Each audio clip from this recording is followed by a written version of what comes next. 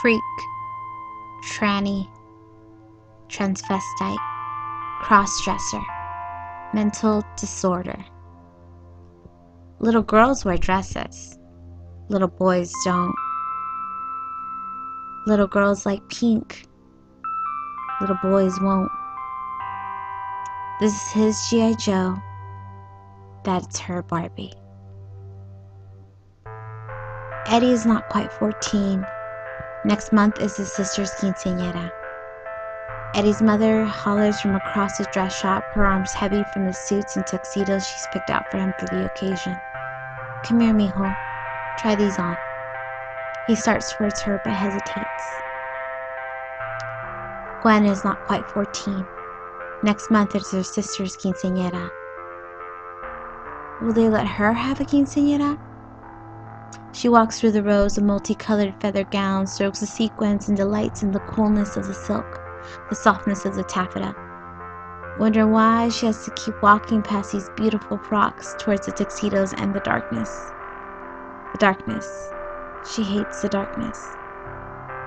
Eddie. Eddie. Earth to Eddie. His mom calls out. He doesn't respond. Bueno, mijo, is your mind in the clouds today? Quiet, he remains. But inside he's screaming. Screaming at the top of his lungs. Eddie isn't here. He hasn't really been here since he was 4 and a half and Mom found the Barbie under his pillow. Since he was 4 and a half, going to bed every night, wishing and praying and hoping he'd wake up and just be Gwen. But he'd wake up and still see Eddie. Gwen's tired of screaming. Notice me. Let me be me. When is it going to be my turn? Why can't they see she exists? Gwen isn't a phase, a whim. She's real. But it's as if no one seems to notice her. Or maybe they prefer not to.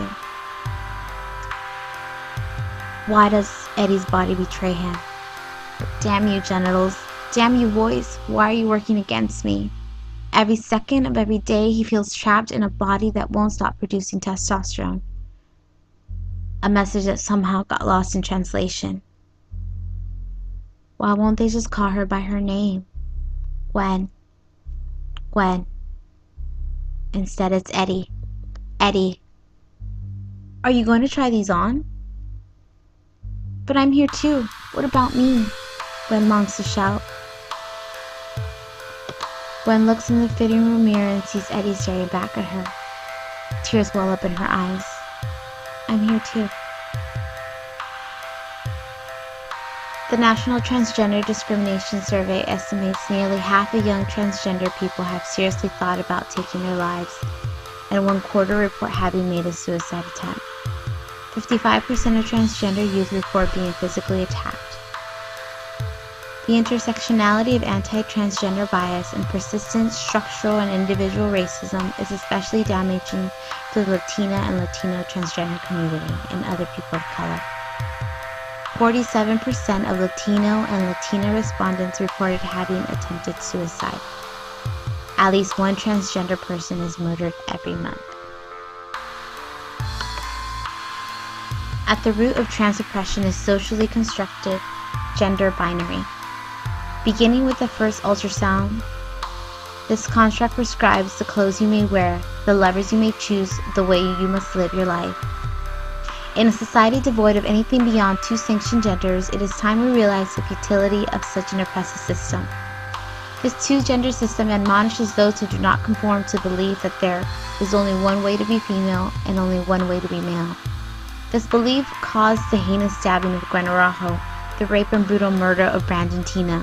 This belief keeps adding to the list of murders among the transgender community. Why do we continue to lead attacks on the mental and physical bodies of those who do not fit the cookie-cutter mold of our society? Because we choose to make them feel like they don't belong. Are the dignities of transgender men and women, their right to the pursuit of happiness, subservient to our gender norms?